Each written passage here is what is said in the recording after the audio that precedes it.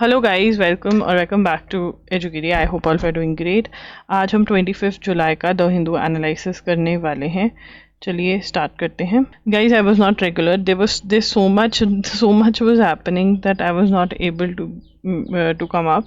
ठीक है, बट हाँ, क्लासेस मैंने ले रखी हैं तो आप जा करके देख लेना। ठीक है, yes, LS to take up motion. एक मिनट। LS to take up motion to remove high court जज। तो यहाँ पर अब जो लोकसभा के अंदर opposition and the party in power are together कि भैया जो हमने जज है उसको रिमूव करना है। ठीक है ना, तो ये क्या कह रहे हैं, Lok Sabha will take up a bipartisan motion. क्या टेकअप करेगी? बाय पार्टिसन मोशन टेकअप करेगा। बाय पार्टिसन मोशन टेकअप करेगा लोकसभा। बाय पार्टिसन का मतलब क्या होता है? बाय पार्टिसन का मतलब जहां पर two political parties are in agreement. ठीक है, लिख लो, two political parties are in agreement. क्या है? Two political parties are in agreement. ठीक है जी, तो नंबर 1 पॉइंट ये बन गया हमारा। उसके बाद the Lok Sabha will take up a bipartisan motion for removal of, किसके रिमूवल के लिए है ये? ठीक है, for removal of justice Yashwant Verma. ठीक है ना, तो जस्टिस यशवंत वर्मा को रिमूव होने से कोई भी नहीं रोक सकता है। क्यों नहीं रोक सकता है? Because both the parties are agreeing, both the parties in power are in agreement bipartisan कि हाँ भाई इसको रिमूव करना ही करना है। जस्टिस यशवंत वर्मा जिनके घर पे कैश मिला था जला हुआ। तो फ्रांस जो है वो कह रहा है कि हम किसको रिकॉग्नाइज करेंगे? France is going to recognise, France will लिखेंगे, France will recognise Palestine. Recognise Palestine. Palestine क्या है? जिसके साथ इजराइल की वॉर चल रही है, जहां गाजा के लोग रहते हैं, तो उसको क्या कहते हैं? पैलेस्टीन कहते हैं। ठीक है ना, तो पैलेस्टीन के साथ ये कह रहे हैं कि हम रिकॉग्नाइज करेंगे। किसको रिकॉग्नाइज करेंगे? पैलेस्टीन को। कौन रिकॉग्नाइज करेगा? फ्रांस रिकॉग्नाइज करेगा। ठीक है ना, तो ये जो है, और ये कह रहे हैं कि recognise a Palestinian state during UN meeting in September. The US strongly opposed France's move. तो US अपोज्ड फ्रांस की मूव को अपोज कर रही हैं। ठीक है ना, 140 कंट्रीज जो हैं, 140 countries including India recognize Palestine as a state. ठीक है ना, तो 140 कंट्रीज इंक्लूडिंग इंडिया जो है पैलेस्टीन को रिकॉग्नाइज करते हैं। So this is very important, and what is more important कि इंडिया भी रिकॉग्नाइज करता है पैलेस्टीन को एज अ स्टेट। ठीक है जी, ये लाइंस क्यों आ रही है मुझे पता नहीं, क्योंकि सिस्टम में थोड़ी चेंजेस हुई हैं और इसी वजह से कल की भी क्लास अपलोड नहीं हो पाई, क्योंकि मैं दिखाने चली गई थी सिस्टम को। और अब ये लाइन पता नहीं क्यों आ रही है, सॉलिड लाइन पेन थिकनेस, समझ नहीं आ रहा मुझे भी। चलो कोई बात नहीं, थोड़े दिन में समझ में आ जाएगा। France will recognise Palestine as a state in September says Macron. ठीक है, ऑलरेडी कौन सी कंट्रीज कर चुकी हैं, ये हमारा बनेगा 3rd पॉइंट। ठीक है, Norway, Spain, Ireland and Slovenia all recognition following outbreak of Gaza conflict. ठीक है ना, गाजा कॉन्फ्लिक्ट की आउटब्रेक जैसे ही हुई, इजराइल और हमास की वॉर लगी, पैलेस्टीन, देखो कंफ्यूज नहीं होना। ठीक है, पैलेस्टीन जो है वो प्लेस है। ठीक है ना, मतलब कंट्री लगा लो, it is a place and it is a country. Gaza is also a place and it is a region, जैसे Delhi is a region, India is a country. ठीक है ना, जहाँ पर ये वॉर चल रही है। ठीक है ना, और हमास वो लोग हैं जो वहाँ पर रूल करते हैं। ठीक है ना, और गाजियंस या पैलेस्टीनियंस उनको बोल देते हैं, उन लोगों को जो वहाँ पर रहते हैं। ठीक है। तो जैसे ही गाज़ा कॉन्फ्लिक्ट स्टार्ट हुई, मतलब जैसे ही इज़राइल और हमास की लड़ाई लगी, तो बहुत सारी यूरोपियन कंट्रीज़ ने, जैसे कि नॉर्वे, स्पेन और आयरलैंड ने और स्लोवेनिया ने, इसका बैग कहाँ से होता है मुझे भी नहीं पता, हाँ, तो आयरलैंड और स्लोवेनिया इन सब ने रिकग्नाइज कर लिया किसको, पैलेस्टीन को। और अब कौन रिकग्नाइज कर रहा है, फ्रांस। अब इसमें क्या इंपॉर्टेंट है, फ्रांस जो है वो यूएन का परमानेंट मेंबर भी है। तो ये बहुत बड़ी बात हो जाएगी कि एक पार्टी जो है वो मतलब किसके साइड लेगी अब, पैलेस्टीन की। ठीक है। Muizzu thanks India for vital role in economic recovery. तो यहाँ पर इंडिया ने क्या हेल्प करी म्यूजियू की, क्या हेल्प करी, अम, आपके मॉलडीव्स की। ठीक है ना। तो मोदी इन मॉलडीव्स के लिख लेते हैं, मोदी इन मॉलडीव्स। ठीक है। मोदी इन मॉलडीव्स ने Muizzu on Friday thanked India, Muizzu that is the president, एक मिनट, मॉलडीवियन प्रेसिडेंट मोहम्मद मुइजू। अब यहाँ पे सबसे पहली चीज़ हमें क्या रखनी है कि who is the president of Maldives? It is Mohammed Muizu. Who is the president of Maldives? Mohammed Muizu is the president of Maldives. ठीक है ना, and he played a vital role, and India played, thanked India. India played a vital role, pivotal role in economic recovery. तो economic crunch में चला गया था। ठीक है। और इंडिया ने इकोनॉमिक रिकवरी में बहुत ज़्यादा हेल्प करी, किसकी, मॉलडीव्स की। ठीक है ना। उसके लिए they are thankful. 60 years of independence celebrate कर रहा है मॉलडीव्स, ये हम लिख चुके हैं। ठीक है। 60 ईयर्स ऑफ इंडिपेंडेंस। और हमने ये भी डिस्कस किया था हमारे टाइज बेकार क्यों हो गए थे, बट फिर हमारे टाइज बहुत अच्छे हो गए हैं मॉलडीव्स के साथ। Give and take. ठीक है। The Indian United Kingdom, India United Kingdom free trade agreement हो गया है, तो लिखेंगे इंडिया। इसमें से आपको 101% क्वेश्चन आएगा ही आएगा, तो इसको बहुत ध्यान से अभी याद कर लो। तो हमने सेटा करा है उनके साथ, that is comprehensive economic and trade agreement. ठीक है ना। क्या किया है, सेटा। ठीक है ना, that is India UK comprehensive trade economic and trade agreement. ठीक है ना, sign by two countries on Thursday is a good example of the give and take between two countries economic sizes, large economies of comparable sizes, while the UK has agreed to provide. तो यहाँ पे लिखेंगे UK ने क्या दिया, UK has agreed to provide India duty free access to about 99% of its tariff lines. ठीक है। it has been more conservative when it comes to the movement of professionals। ठीक है ना। तो यहाँ पर वो कह रहा है 99% असेस दे रहा है टेरिफ लाइंस पे, फ्री असेस दे रहा है, जो भी टेरिफ लग रहे थे वो नहीं लगा रहा है। बट वो कंजर्वेटिव किस चीज़ में, कि माइग्रेशन, तुम्हारे यहाँ से हमारे लोग यहाँ पर ना जाए, and more conservative to the movement of professionals. ठीक है ना। प्रोफेशनल्स यहाँ पर आ जाए, तो हम चाह रहे थे कि ये हमारे प्रोफेशनल्स जैसे आईटी प्रोफेशनल्स वगैरह को अलाउ कर दे अपनी कंट्री में, वो इन्होंने अलाउ नहीं किया है। तो क्या अलाउ कर दिया है, free access to about 99% of tariff lines. What they have not allowed, वो कंजर्वेटिव किस में रहे हैं, कंजर्वेटिव मतलब रोक टोक, नॉट अलाउड, किसको नहीं अलाउ कर रहे हैं, नॉट अलाउड प्रोफेशनल्स को। ठीक है ना, जो कि हम चाह रहे थे।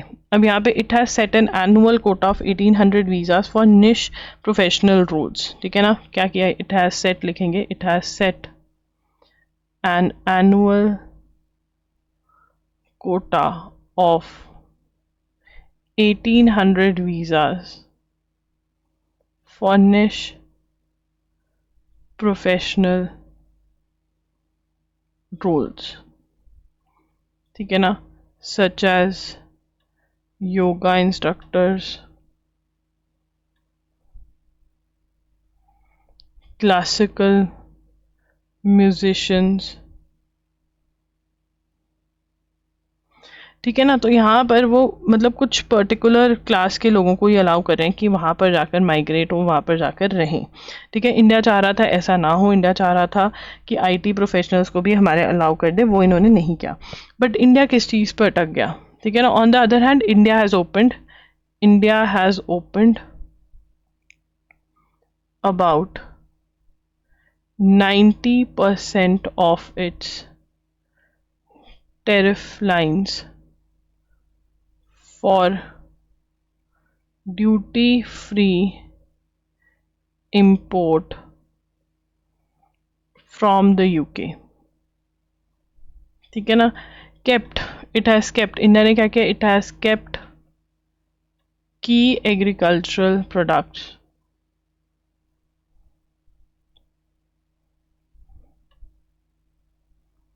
such as dairy products,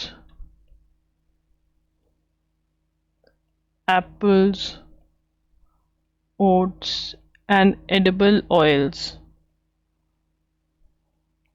out of the deal, and this was a key demand। तो हमारी की डिमांड उन्होंने क्या पूरी नहीं करी कि भाई हमारे आईटी प्रोफेशनल्स ही अलाउ करें, हमने उनकी की डिमांड पूरी नहीं करी कि हमने एग्रीकल्चर में बहुत सारी चीज़ें रख दी, ठीक है। अब वो कह रहे हैं कि एक गुड डील का क्या साइन होता है, गुड डील का साइन क्या होता है, जब बोथ साइड जो है वो खुश भी हों बट नॉट सेटिस्फाइड भी हों, कुछ मिल गया और कुछ नहीं मिला वाला जब इमोशन हो, ठीक है। This is very very important, 101% you can expect questions from here, ठीक है।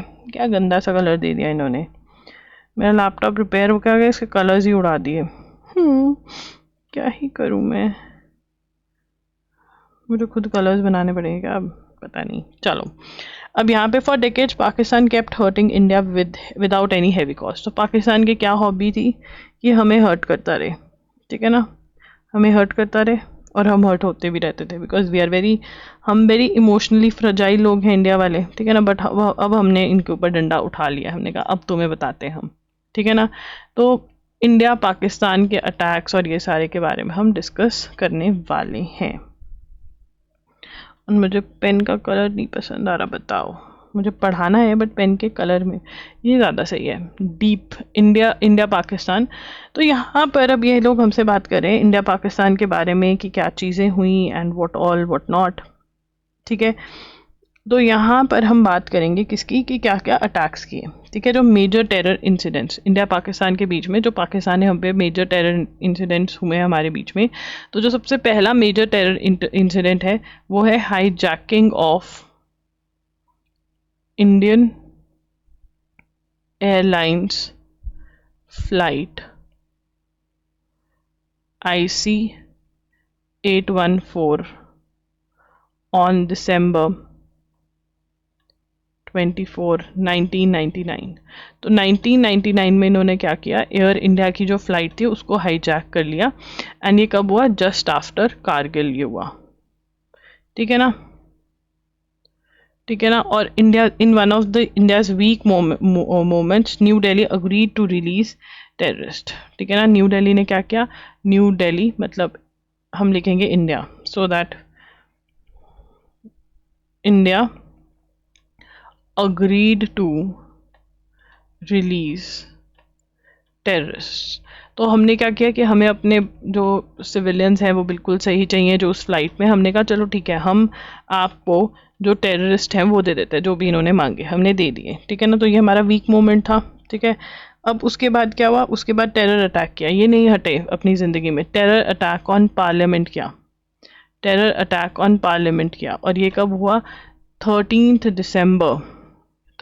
दिसंबर, मतलब इन्होंने हमारा न्यू ईयर हमेशा ख़राब किया है, 2001, ठीक है। Led to year long mobilization of Indian arm forces under operation, तो इसके अंदर क्या हुआ, फिर हमने किया ऑपरेशन पराक्रम, ठीक है ना, जिसके अंदर क्या हुआ, year long mobilization of Indian armed forces, मतलब जो हमारी इंडियन आर्म्ड फोर्सेस हैं BSF बॉर्डर पे पीछे कर दी गई थी और आर्म्ड फोर्सेस जो हैं वो आगे कर दी गई थी, और बड़ा ही टेंशन का माहौल था बॉर्डर पे, ठीक है। हाँ हाँ, मैं बता सकती हूँ, मुझे पता है, मुझे याद है ये टाइम। ठीक है। हाँ, ये बहुत गंदे लोग हैं। जो आप लोग हो, आपने पहलगांव देखा है ना, है ना? तो जो हमारा टाइम था ना, जब हमारे फादर्स बाहर जाते थे, क्योंकि उस टाइम पे मोस्टली फादर्स ही जाते थे दूर दराज। ठीक है। तो हमें ऐसे डर लगता था, क्योंकि हम इतना सुनते थे कि फलाना फलाना गए थे वहाँ पर, बॉम्बे गए थे, दिल्ली गए थे, और बॉम्ब में उनकी डेथ हो गई, बॉम्ब फट गया। तो इतना डर लगता था जब तक घर वाले घर नहीं आ जाते थे, कि भाई हमारे घर वाले ना उठ जाएं, मतलब बॉम्ब से। मतलब वहाँ पे bomb, it it was so, मतलब बहुत ही वो था, बॉम्ब ब्लास्ट होना वाज वेरी नॉर्मल। ऐसा था, चलता फिरता काम था, कि मतलब पार्ट ऑफ लाइफ बन गया था। ठीक है ना। अब no direct punishment to Pakistan, no direct punishment to Pakistan. Pakistan को कोई फर्क नहीं पड़ा इसके अंदर, हमने कोई उनकी वाट नहीं लगाई। ठीक है ना। उसके बाद तीसरा, 26/11। 26/11 I remember clearly, I remember very very clearly. I remember, I used we I came from school and we knew कि ऐसा ऐसा चल रहा है। We just had questions from our parents कि क्या हो रहा है। न्यूज़ चैनल लगा हुआ था कि ये हो गया, इतने लोग मर गए हैं, and all of that. And it was, मतलब ना, ये हमारी हिस्ट्री की बुक्स में कभी दिखाया नहीं जाएगा कि कितनी डेड बॉडीज थी वहाँ पर। No one knows the reality, very less people know जो वहाँ पर थे। But oh my god, it was a terror attack. मतलब it was a terror attack जिसके अंदर हमें एक्चुअली पाकिस्तान की बैंड बजा देनी चाहिए थी, कि भाई ऐसा तो नहीं हो सकता। 26/11 हुआ 2008 में। आप देख रहे हो, जनरेशनल ट्रॉमा दिया है पाकिस्तान ने। ठीक है, नवंबर 2008 में, which was considered to be India's 9/11 moment, also did not lead to no punishment, no punishment to Pakistan. हमने पनिशमेंट नहीं दी पाकिस्तान को, नो पनिशमेंट टू पाकिस्तान। हमने कहा चलो कोई बात नहीं। ठीक है ना। उसके बाद फिर हमने वापस अटैक करना कब स्टार्ट किया, इन्होंने हमारे ऊपर उरी अटैक किया। उरी अटैक किया 2016 में। ठीक है ना। फिर हमने जवाब कैसे दिया, हमने सर्जिकल स्ट्राइक्स के थ्रू जवाब दिया। कैसे दिया, सर्जिकल स्ट्राइक्स। जहाँ पे जो इनके टेररिस्ट अड्डे थे वहाँ हमने अटैक किया। ठीक है ना। उसके बाद इन ये फिर नहीं हटे, कहते हम तो नहीं हटेंगे। ठीक है ना। उसके बाद सीआरपीएफ, तो सीआरपीएफ कॉन्वॉय पे अटैक हुआ। ठीक है ना, इन 2019 में ये हुआ। एंड उसके बाद हमने इनके ऊपर क्या रिटेलिएट किया, launch strikes on a terror camp of GEM in Balakot। ठीक है। और हमने क्या किया, फर्स्ट टाइम 2019 में, first time IF crossed into Pakistan air space to launch a strike. ठीक है ना। तो ये सारे हमारे पर अटैक्स हुए, ये हमने जवाबदेही करी है, ये इंपॉर्टेंट है because of operation Sindoor. The imposition of presidents rule, तो प्रेसिडेंट रूल क्या है, जब एक स्टेट जो है वो प्रेसिडेंट के कंट्रोल में आ जाती है, प्रेसिडेंट रूल है। ठीक है। तो पहले बहुत ज़्यादा लगाया जाता था, अब इतना नहीं लगाया जाता, जहाँ ज़रूरत है वहीं लगाया जाता है। मणिपुर में प्रेसिडेंट्स रूल लिखेंगे, मणिपुर में एक्सटेंड हो गया, president rule was extended by another 6 months from 13th August. 13th अगस्त से दोबारा से 6 मंथ्स के लिए प्रेसिडेंट रूल अभी लगा हुआ है, फिर एक्सटेंड हो जाएगा। प्रेसिडेंट रूल कहाँ पे लगा हुआ है, मणिपुर में। Following the resignation of N Biren, ठीक है ना, N Biren CM of Manipur resigned. ठीक है। तो एन बिरेन का नाम भी इंपॉर्टेंट है। उसके बाद US drop sanctions on Myanmar junta allies after letter of praise of to Trump. ठीक है ना। अब यहाँ पे यूनाइटेड स्टेट्स ने सैंक्शंस लगाए हुए थे म्यांमार पे, वो सैंक्शंस जो हैं वो लिफ्ट हो गए हैं। तो ये लिखेंगे USA lifted sanctions on several allies of Myanmar's ruling general and military linked forms. ठीक है ना, तो जो भी लगाए हुए थे इन्होंने वो लगा दिए। म्यांमार के अंदर क्या हुआ था, म्यांमार में कू हुआ था इन 2021, मतलब government in power was overthrown by military. ठीक है ना, तो जो भी सैंक्शंस लगे हुए थे वो हटाए हैं यूएसए ने, मतलब यूएसए की दोस्ती का वो हो रहा है। थाईलैंड और कंबोडिया के बीच में वॉर हो सकती है, थाईलैंड एंड कंबोडिया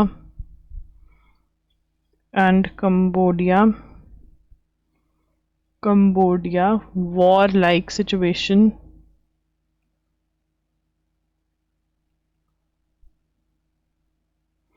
ठीक है। एंड ये क्यों है, इनका बॉर्डर डिस्प्यूट चल रहा है, because there is a border dispute going on between them. ठीक है ना, बाउंड्री डिस्प्यूट है, तो ये हमें पता होना चाहिए। फिलिपिन सुप्रीम कोर्ट ब्लॉक्स सारा दुतेर्ते इम्पीचमेंट। ठीक है ना, रिमूवल, इम्पीचमेंट का मतलब क्या होता है, रिमूवल। तो इसको रिमूव क्यों कर रहे थे, ठीक, क्योंकि सुप्रीम कोर्ट ने ब्लॉक किया है against vice president, she was the vice president. Supreme court blocked VP vice president impeachment, vice president removal. ठीक है ना, और क्या थे इसके अंदर allegations, threat to have the president assassinated, मतलब क्या करने की कोशिश करी, प्रेसिडेंट को मरवाने की भी कोशिश करी है, ऐसे एलिगेशन है, बट ब्लॉक कर दिया है इनके अगेंस्ट। जो फिलिपिन इम्पीचमेंट ब्लॉक कर दिया सारा दुतेर्ते के अगेंस्ट फिलिपिन सुप्रीम कोर्ट ने। ठीक है, she was the vice president of Philippines. Anuradha Thakur has been named as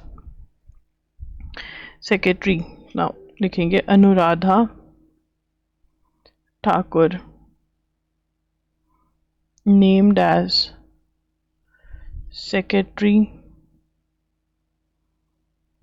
department of as RBI, named director of secretary of minister of finance government as director. Now she has been named, जो position आई है, named as director on central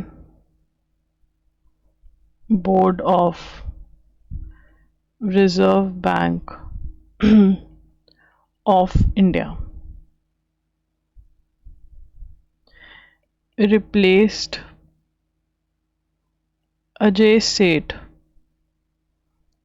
who has been appointed as chairman of IRDAI, that is Insurance Regulatory and Development Authority of India। ठीक है, उसके बाद आगे चलेंगे। Russia bagged India refiner न्यारा CEO quits. तो हमें यहाँ पर बताना चाहिए कि जो न्यारा है वो क्या है, रशिया बैग्ड है। रशिया बैग्ड इंडियन रिफाइनर न्यारा एनर्जी। ठीक है, इसके ऊपर क्या लग चुके हैं, यूरोपियन यूनियन के सैंक्शंस भी लग चुके हैं, European union sanctions.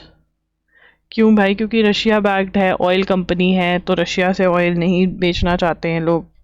Duty free access to UK by trade pact to drive FDI into India, foreign direct investment आएगी हमारे पास। अब जो सेटा है उसमें क्या क्या है, जो सेटा हुआ है उसमें क्या क्या है। ठीक है, जो सेटा हुआ है उसके अंदर include the separate chapter on rules of, ये हम लिखेंगे, मैं मार्क कर देती हूँ यहाँ पे, it includes a separate chapter SETA includes a separate chapter on rules of origin which stipulates what kind of goods are eligible for the reduced tariff the agreement provided. ठीक है ना. तो ओरिजिन, गुड्स ऑफ ओरिजिन मतलब कि जो यहाँ पर बन रहा है उसको डिफाइन किया गया है. ये नहीं कि आप रशिया से कुछ उठाकर ला रहे हो, चाइना से कुछ उठाकर ला रहे हो, यहाँ पे पैकेजिंग कर रहे हो और यूएसए में बेच रहे हो. ये वाले प्रोडक्ट्स पे नहीं आपको टैरिफ रिलीफ मिलेगा. किस चीज़ों में टैरिफ रिलीफ मिलेगा? जो ओरिजिन इन इंडिया है. तो सेटा लिख लेते हैं. ठीक है. इंक्लूड्स, डिफाइंस, ठीक है, includes separate chapter on rules of origin which stipulates what kind of goods are eligible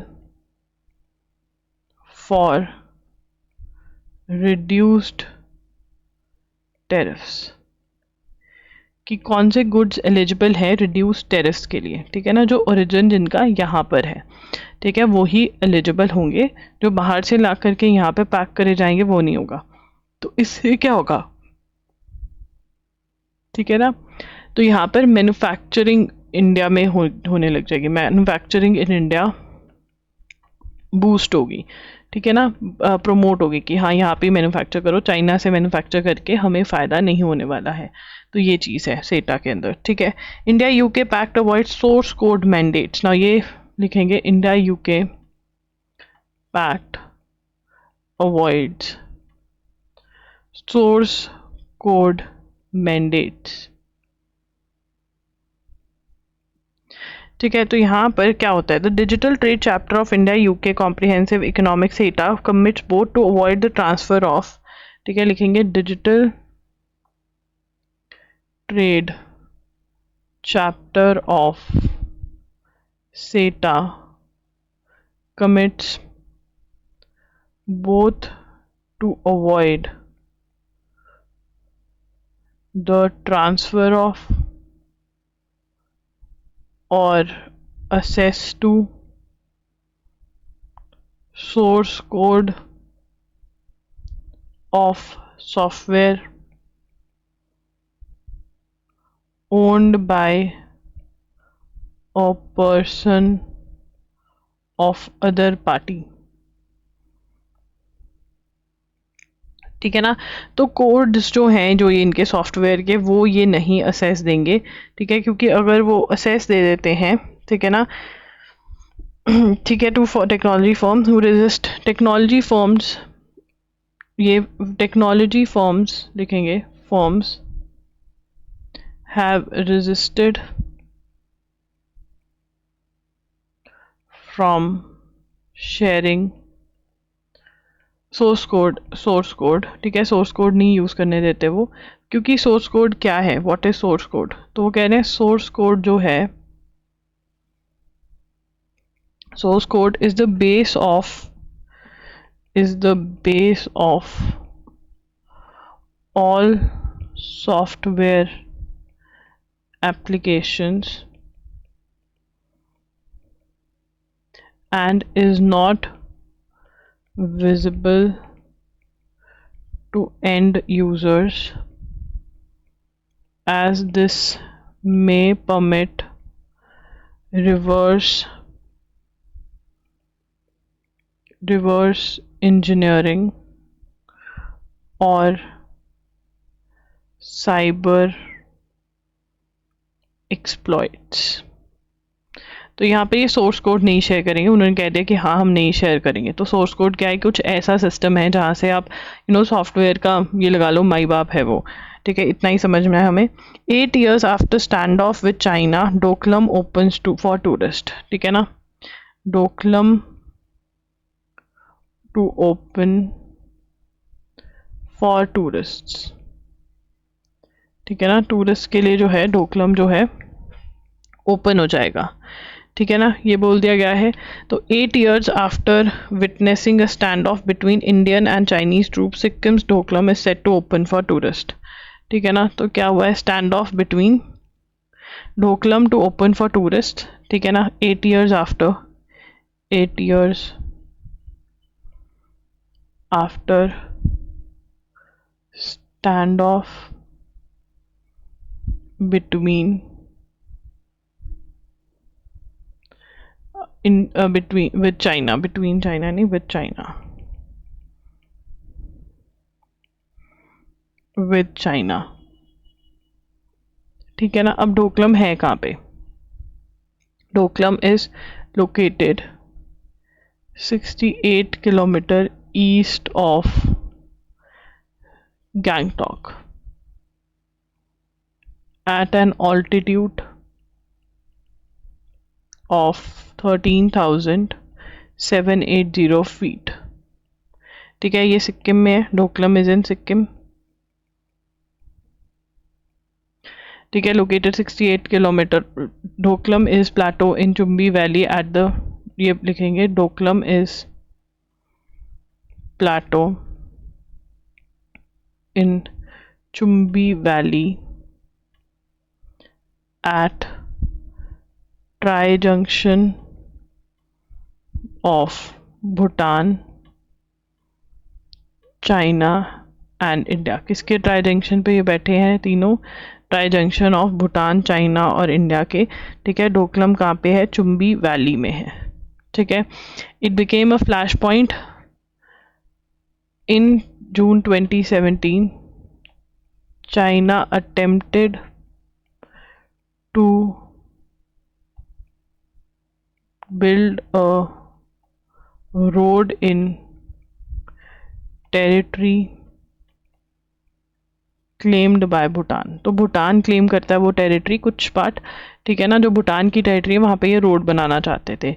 India intervened to safeguard its strategic interest and to support Bhutan. China halted construction activities in Doklam, also known as. Doklam को और क्या बोलते हैं? ढोकला से भी याद कर सकते हैं, ढोकला के पीछे एम लगा दो तो ढोकलम। ठीक है, ऑल्सो नोन एज डोंगलांग। ठीक है ना, तो India retaliated, India intervened in support of Bhutan, और हमारे खुद के भी सिक्योरिटी सेफगार्ड्स हैं, तब भी हमने इंटरवीन किया। The other two sites are Nathula and Chola, where a series of clashes have taken place between India and China. Troops took place from September to October 1967। 1967 में हुआ था Nathula and Chola series of clashes between India and China took place from September to October 1967। ठीक है, Sikkim then, अब यहाँ पर सिक्किम हमारी जो स्टेट बनी वो कैसे बनी? तो जो सिक्किम हमारी स्टेट बनी है, ये लिखेंगे point, Sikkim became the countries 22nd state in May 1975 following a referendum। ये ना हम न्यूज़पेपर में दूसरी बार पढ़ रहे हैं, तो प्लीज़ ये बहुत ज़्यादा इम्पॉर्टेंट है, इसको याद रखो कि रेफरेंडम हुआ था, मतलब लोगों से पूछा गया था तुम किसकी साइड जाना चाहते हो, तुम अकेले रहना चाहते हो, इंडिया के साथ जाना चाहते हो, चाइना के साथ, ऐसा सा कुछ रेफरेंडम हुआ था। और 1975 में ये हमारी 22nd स्टेट बनी थी। तो जब पिछली बार नथुला 1967 में नथुला और चोला पे अटैक हुआ था, तो सिक्किम हमारा क्या था? सिक्किम हमारा प्रोटेक्टर, हम सिक्किम को प्रोटेक्ट कर रहे थे। What were we? Sikkim and Indian protectorate, क्या बने थे? इंडिया के प्रोटेक्टोरेट बने थे। ठीक है, nothing much needs to be done at Nathula which is already a tourist spot about 58 kilometre from Gangtok. At the other Bharat Ranbhoomi डर site Chola Doklam we are constructing cafeterias, rest areas, ये सब चीज़ें, तो ये ओपन फॉर टूरिज्म हो जाएंगी। ये कहाँ पर है? सिक्किम में है। कंसेंचुअल सेक्स बिटवीन अडोलेसेंट्स, अब जो अडोलेसेंट्स है मतलब 16 to 18 के एज के बीच में, या टीन एज है, और स्पेसिफिकली 16 to 8 की टीन के एज के बीच में, अब लिखेंगे यहाँ पर कंसेंट, एक मिनट, कंसेंशुअल सेक्स बिटवीन, इसको नोट कर लो फिर समझाती हूँ, between adolescents, consensual sex between adolescents, between adolescents,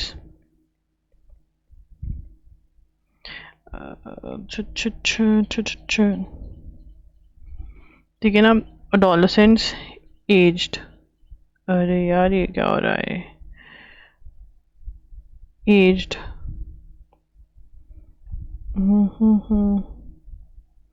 16 to 18 must not be treated as abuse। तो अब यहाँ पर ये क्या कह रहे हैं, ये कह रहे हैं कि जो 16 से 18 साल के बच्चे हैं, ठीक है ना, जो 16 से 18 ईयर्स तक के बच्चे हैं, ठीक है ना, उनको अगर वो सेक्स करते, कंसेक्सुअल इज विद कंसेंट अगर वो सेक्स करते हैं, ठीक है ना, तो आपको पनिश नहीं करना चाहिए उनको, ठीक है ना। पॉक्सो क्या कहता है कि अगर अंडर द एज ऑफ 18, ठीक है, एक लड़का किसी लड़की से सेक्स करता है जो अंडर द एज ऑफ 18 है, girl is under the age of 18, that is an offence. But वो कह रहे हैं this should not be an offence. तो इसको पढ़ लेते हैं because this is very important topic. The supreme court appointed amicus curiae. What is amicus curiae? अगर एमिकस क्यूरे के बारे में पूछा जाता है, amicus curiae is the friend of the court. Who is amicus curiae? Friend of the court, ठीक है। Amicus curiae is the friend of the court, right? And senior advocate Indra Jaising has argued that consensual sexual acts by teenagers aged between 16 and 18 in voluntary relationships cannot be classified as abuse or prosecuted as a crime। जब वो voluntary relationships में है, ठीक है ना, वो with consent sex कर रहे हैं, वो boyfriend girlfriend है, तो आप उसको offense नहीं मान सकते। The written submission filed by Ms. Jaising in the top court is a part of petition filed by advocate Nipun Saxena dating back in 2012। Ms. Jaising's briefing has challenged the, तो यहाँ पर ठीक है ना, petition filed by Nipun Saxena in 2012 में निपुण सक्सेना ने ये पिटिशन जो है ये आपका फाइल किया, ठीक है ना। और उसके अंदर अब Indira Jaising is an amicus curiae, ठीक है ना। अब वो क्या कह रही है, एमिकस क्यूरे हैं वो कह रही हैं कि भाई सच में नहीं होना चाहिए ये ऑफेंस, ठीक है। अब उसके बाद, ठीक है, 18 as the age designation of 8 challenge the designation 18 as the age of consent, ठीक है ना। 18 challenged 18 as an age of consent under किसके अंदर? protection of children from sexual offenses act 2012। तो पॉक्सो के अंदर एज ऑफ कंसेंट क्या मान गए? 18 से कम की लड़की के साथ आप सेक्स करते हो, even if it is with consent, it would amount to rape, ठीक है ना। Case also challenges increase of age, किसको चैलेंज करता है?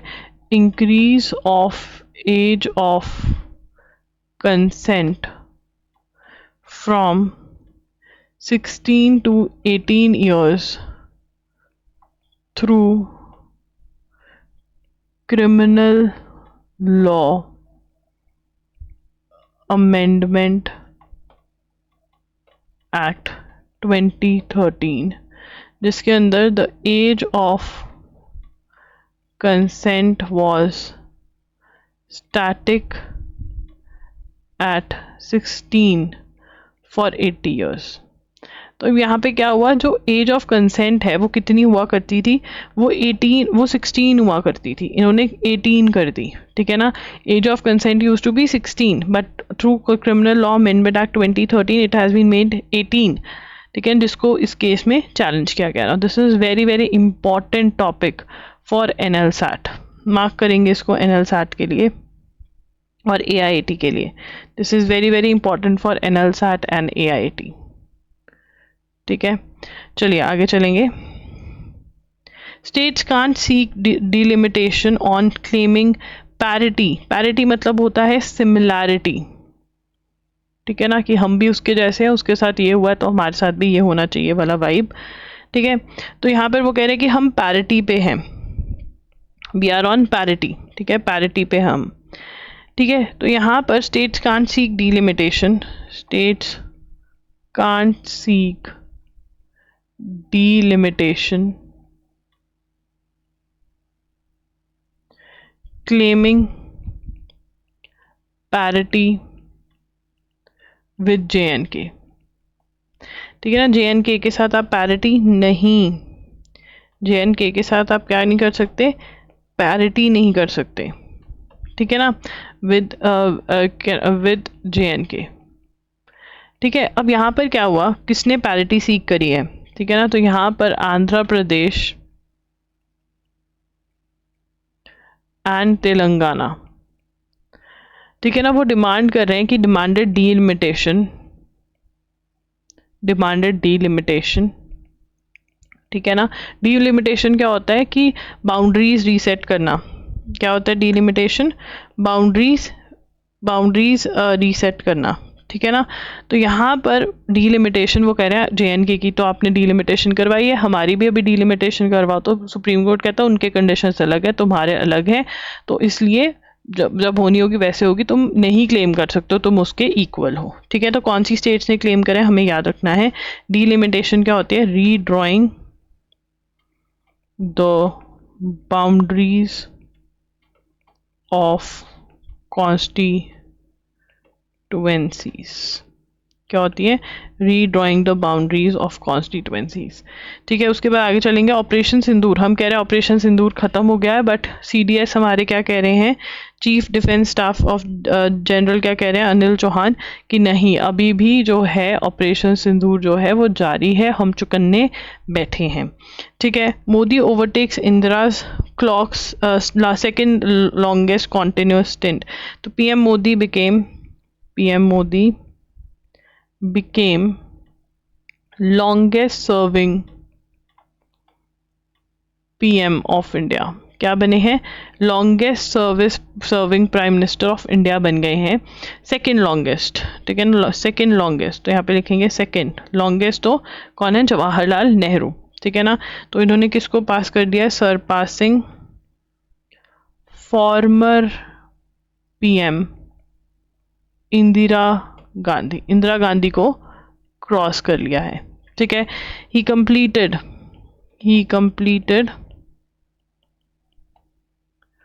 4078 days in office, ठीक है ना। Indira Gandhi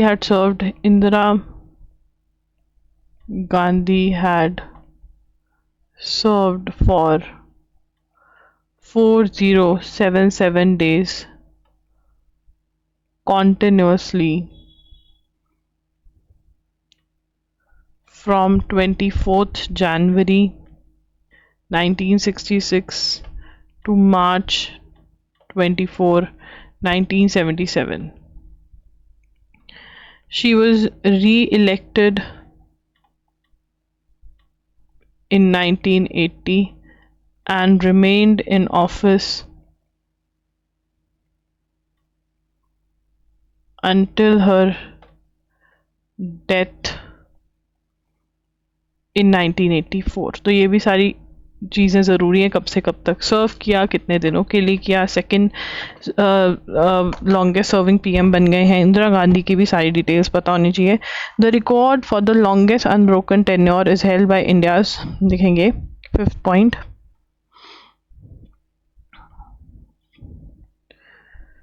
the record for, ठीक है ना, द यहाँ पे लिखेंगे the record for longest unbroken tenure is held by India's Prime Minister Jawaharlal Nehru। ये भी इम्पोर्टेंट है, लॉन्गेस्ट सर्विंग का रिकॉर्ड उनके पास है, ठीक है। ये हमारा 5th पॉइंट। उसके बाद mister Modi match Nehru in winning 3, ठीक है ना। Mister Modi matched Nehru in winning 3 successive Lok Sabha elections. उन्होंने 3 सक्सेसिव लोकसभा इलेक्शन जीते, 2014, 2019 और 2024, ठीक है। The milestone also कंसाइड with another, mister Modi is the longest serving, लिखेंगे सारे, mister Modi is the longest serving non-Congress PM and the first such leader to complete 2 full terms, and first such leader to complete 2 full terms. Former PM Atal Bihari Vajpayee, also of BJP, was elected thrice. So former PM Atal Bihari Vajpayee was elected thrice, in 1996 for 13-day government, in 1998 for 13 months, in 1999 when he served the full term. तो ये आप note कर लेंगे please, ठीक है। However, he did not complete more than 1 full term in the office, ठीक है। Another record held by Mr. Modi is of being the elected head of government at both the state and central levels for the longest continuous stint. He was appointed as Chief Minister of Gujarat in 2001 and held the post of the Chief Minister of Gujarat until 2014. ये दोनों आप चीज़ें note कर लेंगे, and this is again very very important, can be a question, ठीक है। I hope आप एक रीडिंग दे रहे होंगे अपने नोट्स को आफ्टर द क्लास, ठीक है, एंड पिछले दिन की एक्टिव रिकॉलिंग कर रहे होंगे नोट्स की, क्योंकि बहुत ही हैवी नोट्स बन रहे हैं अभी, बिकॉज न्यूज़ थोड़ी हैवी हो गई है एकदम से, ठीक है। So please do that, and या कोई भी डाउट्स हैं तो आप कमेंट्स में पूछ सकते हैं। Do like the video, do subscribe to the channel, do share about us with your friends. Thank you for watching the video, bye bye and take care.